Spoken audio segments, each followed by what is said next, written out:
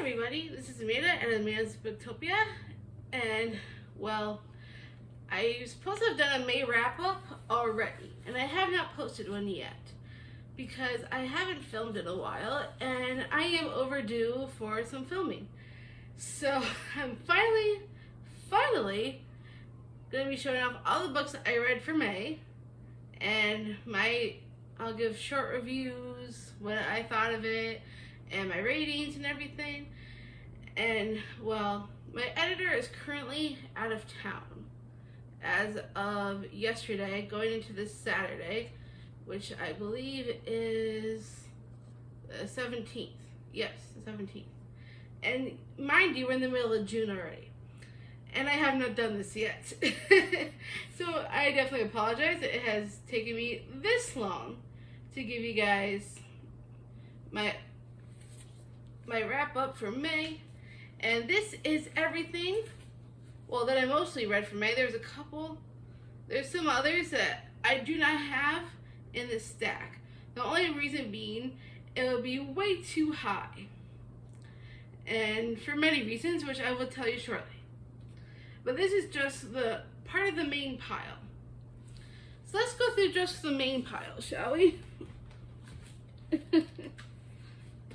So, the very first one, well, one of the ones that was in my May TBR was The Liar's Crown by Abigail Owen. And this is like a romantasy, fantasy romance. And I absolutely loved it. Gave it a 5-star rating. This is probably my new favorite fantasy romance right now. And I really desperately want the second one. However, I can't afford it just yet. But it is on my Amazon wish list to get. And I really want to continue the series. And I know there's only 2 out right now. And there's a 3rd one coming. But I absolutely loved The Liar's Crown. For those who don't know anything about it, it's about these twin girls. One of them has suddenly become the queen, and her twin is kind of like, like those stunt people that you have in movies. Well, her twin sister is technically her stunt person and is like her body double. So she jumps in to pretend to be her for a little while in the book because of some things that have come up. And I won't tell you what, because that would spoil the book. But I highly recommend The Liar's Crown if you have not read it yet. My most favorite fantasy romance that I have read since Sarah J. Maas books. Like, for real. This surpasses Sarah J. Maas in my opinion. So I highly recommend for everybody to pick this one up. And that was just one of the many books. The next one is I'm Glad My Mom Died by Jeanette McCurdy. This is a very tough read as Jeanette kind of recounts her childhood, going into adulthood, what it was like growing up with her mom. And I know it's a very tough read, but because of some of the stuff that she went through with her mom. But I did enjoy it overall. Like, I thought, it's kind of horrifying, some of the stuff that she's been through. So I kind of sympathize with her on that. I give this probably like a 4-star rating. Not my favorite book of all time, but I did really enjoy it. And I don't know if I'd read it again because of how heavy the material is, but I really did like it. And I do recommend reading it if you haven't yet. And if you like Jeanette McCurdy, then I would pick it up. If not, you could probably skip over it. But I did like how she ended up as an adult in the end. So yeah, it's a tough read, but definitely worth it in my opinion. And then another book that I read for May was Wicked Beauty by Katie Robert. I absolutely love this series. I have started buying each of the books in the series. I have recently acquired Radiant Sin, which I will show you in my next book haul video. And I absolutely love the series. This particular one, Wicked Beauty, this one has Achilles and Patroclus, I think that's how you pronounce that. And then a modern version of Helen of Troy. They call her Helen, just Helen in this one, Helen Her last name in this one is Cassios. So we don't actually call her Helen of Troy in the story. But it's basically not exactly a reverse harem, but it's like a three-way, like a menage a trois kind of deal. And it's a very spicy retelling. For those who don't know much about the series, it starts with Neon Gods, and then there's Electric Idol, and this is the third one. And if you like spicy romance, I would definitely recommend it. However, if you don't like those heavy, superly erotic type scenes, I would skip it. But I personally really enjoyed it, and it also has it has a game in it, which is kind of like a competition of sorts to try and win Helen's heart. Helen wants to win it just for herself. She wants to win this whole competition for several reasons of her own. So you kind of like see what happens with Helen and Achilles and Patroclus throughout the book, and I definitely really enjoyed it. Definitely a 5-star for me. I cannot wait to read the next one, which is Radiant Sin, and I will keep you guys updated on the series. And then the next book I read that I also really enjoyed was Nevermore, The Trials of Morgan Crow. This is the first one in the Nevermore series, and I was given this one by my friend Dana. So thank you, Dana, for letting me take this one off your hands. I loved this one. I think this could probably rival Harry Potter because it's similar to it in a way, but better with the magic for me. And I really enjoy this so much. I ended up playing the next couple on my Amazon wish list because I want to finish out the series. And I really enjoy this one. This one is about, for those that don't know, this girl named Morgan, and she's cursed. She's supposed to die on her 11th birthday, I think it is. Yeah, 11th birthday. Die at midnight on her birthday. And then she ends up finding out about this whole magical place that she knew absolutely nothing about. And kind of like how Harry Potter does in his world, this is a little bit different because Morgan is only 11 years old. Well, actually, I think Harry Potter's 11 when he starts his journey too. But even so, she has to compete in these different trials against other children so that she could enter the school. So that's where it comes a little bit different from Harry Potter. She has to like find her place and see if she could actually get into the school. Before she could even get there, there's all these competitiveness and everything she's got to do. So it was fascinating. I think this whole world is fascinating. I cannot wait to read more of this series. And I definitely gave this a high 5-star rating. I would totally read this again and again and again. Like I do with the Harry Potter series, again and again and again. I absolutely loved it. I cannot wait to read more. And then the next book I've read was Wish You Were Here by Jodi Picoult. I've read several from this author before and really enjoyed her writing. This one I think would probably be in the 4-star range. Not one of my absolute favorites of hers, but I did enjoy it. And in this book, this woman named Diana is in this relationship with her boyfriend. And this is during COVID times. So her boyfriend is RN in the hospital or something like that. He's in the medical field, and they're supposed to go on their vacation, their anniversary vacation together to, where was it, the Galapagos Islands. And he ends up not being able to go because of COVID. He has to stay home and work. So he says it's okay for her to go on the trip by herself. So she ends up doing that. And then she ends up stranded there, no Wi-Fi, hardly anything to her name. She basically has almost nothing when she's stranded in the islands. So it kind of, details her story and how she gets through it all and finds a way back to her boyfriend.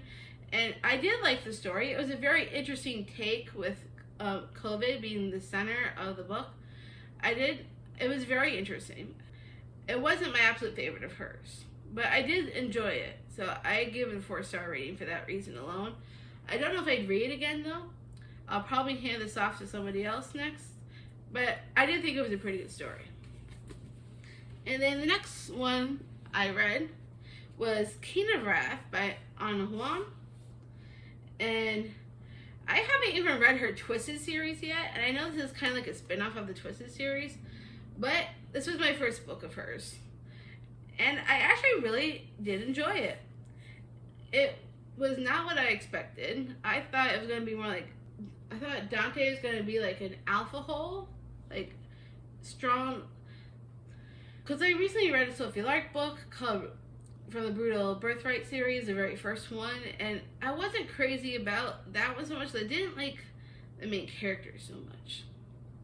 And I was worried it was going to be the case with this one. But I wanted to read it and see what I thought.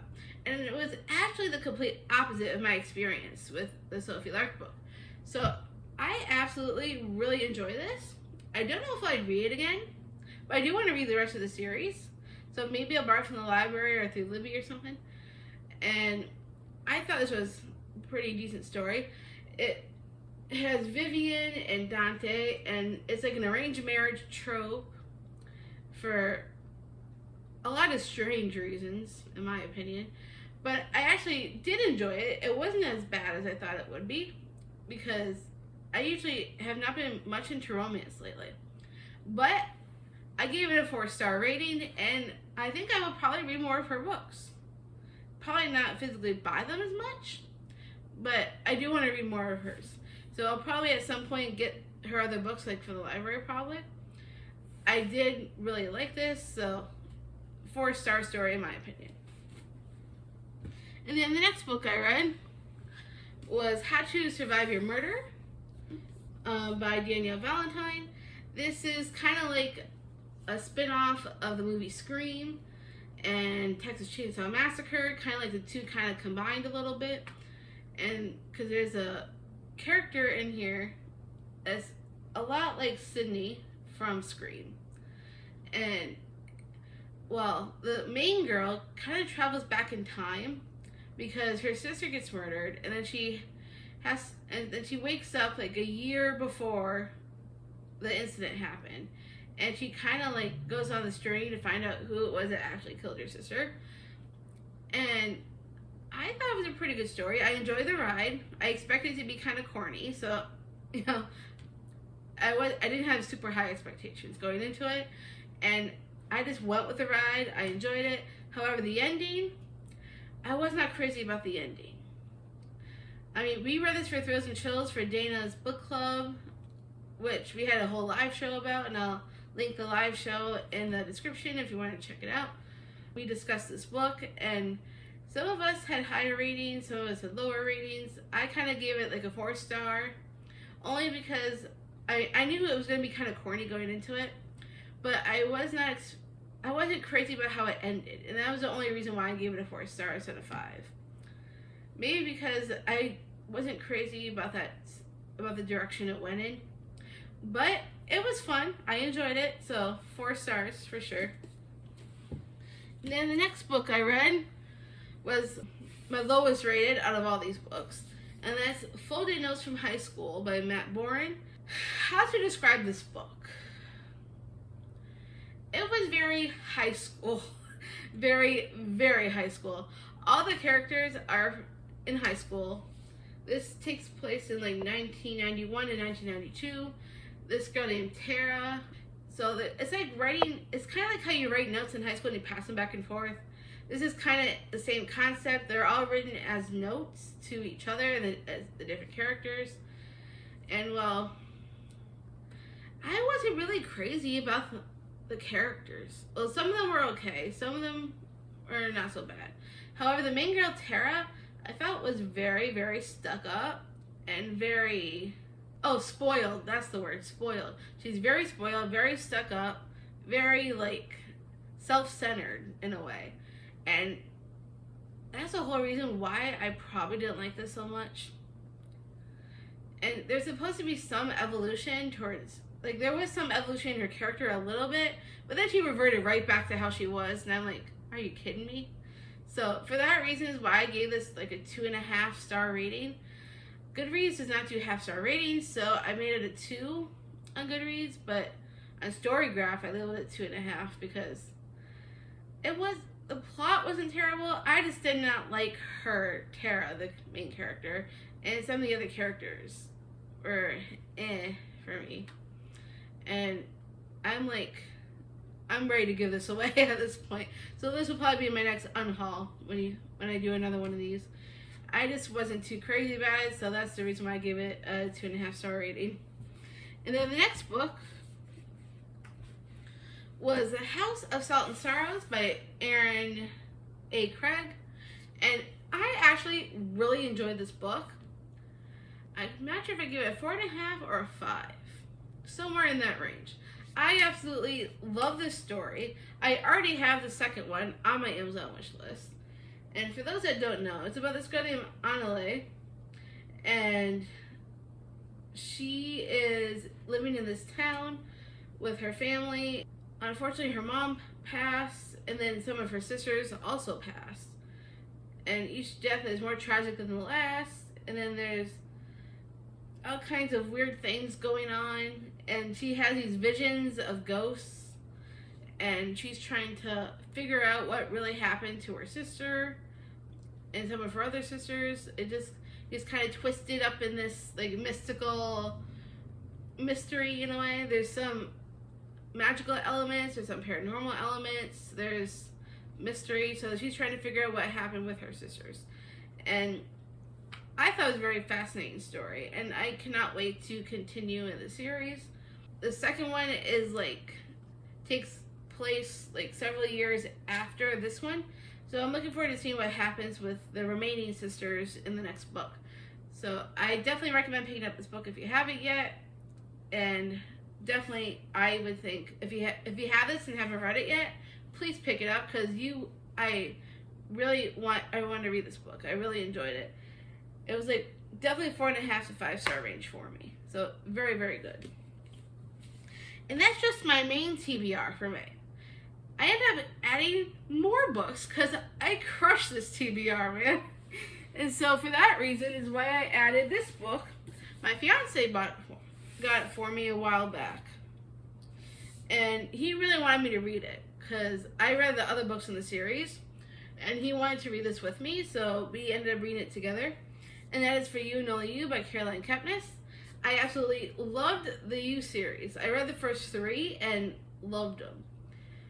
I had high expectations for this book because of how much I loved the other ones. And it kind of let me down a little bit.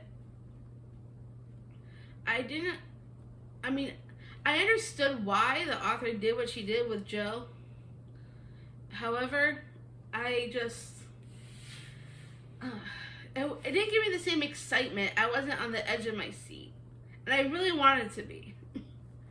It's just the evolution of Joe and what happened with him was nothing what I expected. And it just didn't, I liked it, but it didn't grab my attention. It didn't make me want to keep turning pages and keep ooh, what's happening here? What's happening here? It just, unfortunately, I didn't love it as much as I love the other books in the series. However, if there's another book in the series, I still pick it up just so I can see what happens next. I wanted it to be a thriller that kept me on the edge of my seat, and I just didn't feel that with this one.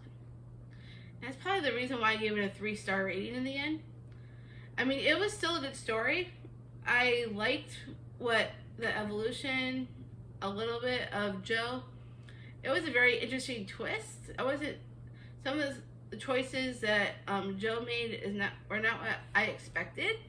I expected, so much more than what I thought was going to happen. And that's probably all the reasons why I ended up giving this 3 stars in the end. However, if there's another book in the series, I will definitely snap it up because I want to know what else happens with Joe, because it's a fascinating series. At least the first 3 I absolutely loved. I still need to watch the show on Netflix. I have not done so yet, but I will be doing so at some point. Don't know when, but I will. And then after reading For You and Only You, I ended up rereading the whole Harry Potter series. So what happened was, my friend Dana was in this whole readathon called Witchathon. It was started by Sam from Yarns Readers, I think, something like that. I will link her down below if you want to see what she did with Witchathon. But so I ended up joining in the Witchathon, kind of like in the middle of May. So I ended up adding all the books I've read from the beginning of May up until the middle of May, and then I added more books. And so one of the prompts for Witchathon for our particular group was to read classics. And the only classics I had were the Harry Potter series. And they consider the classics to be at least 20 years or more. So some of the early Harry Potter books were in that range for classics. So I just started reading the Harry Potter books all over again. I have them right here behind me on the shelf. So the first 4 worked for that prompt. However, the rest of them afterwards did not. And instead of just putting down the books after the 4th one, I decided to plow through the rest of the series. So I reread the whole Harry Potter series in like 2 weeks or something like that. And so those are all 5-star reads for me regardless. So I just, jumped right through the series like nobody's business. And after that, it was the last day of May, and I wanted to read something, but I didn't know what. However, I heard so many people talk about The Simple Wild by K.A. Tucker. So I found it on my Kindle. I didn't know I had it on my Kindle, but I did. So I pulled up my Kindle the last day of May, and I read The Simple Wild like in one day. Literally. One day I read The Simple Wild. And that literally took me to midnight right before June started. And I absolutely loved The Simple Wild. It was so good. I teared up. 5 stars without a doubt. It pretty much broke me in the end. I was crying afterwards. It was a really good story though, and I might still continue in the series at some point. But for right now, I have other books I need to read for June, and I still haven't finished very many of them. I'm only on my 4th book for June, and it's like the middle of June, and I still have so many more books that I have not yet read. So that series is gonna have to wait probably. But I really, really, really love The Simple Wild. Definite 5 stars for those that don't know. The main girl, Calla, she leaves with her mom. They used to live in Alaska, then they moved to Toronto, Canada, and she grew up there with her mom. Then she finds out that her dad is sick. So she goes home to get to know him. And while she's there, his neighbor is also her dad's pilot. So she has a very antagonistic, enemies to lovers kind of relationship with the pilot, as she's trying to get to know her dad at the same time, because she never really saw him during her life. So she tries to get to know him and get to know the pilot at the same time. And so many tears. I was definitely crying at the end. Absolutely loved it. 5 stars. I will continue the series at some point, just don't know when. But literally, that is all the books I have read in May. And I'm so sorry it took so long to get this out there. I'm hoping to have this out probably sometime in this coming week, since my editor / my fiance will be back soon. It's tough with him not being here. He's usually on my videos pretty quick, so. But hopefully, these are all the books that I have read for May. Have you read any of these? What did you think? Let me know down in the comments. If you got this far into the video and you want to give me something but you don't want to talk, you can just give me let's say a thumbs up emoji. Let me know you were here. And maybe a stack of books for reading. The stack of books emoji. Let me know that you like to read just as much as I do. So let me know you were here. And well, thank you for joining in on this very late May wrap up. If you like this video, please give me a big thumbs up. If you want to see more videos like this and more bookish content, click that subscribe button down below. Can't wait to see you all in the next video.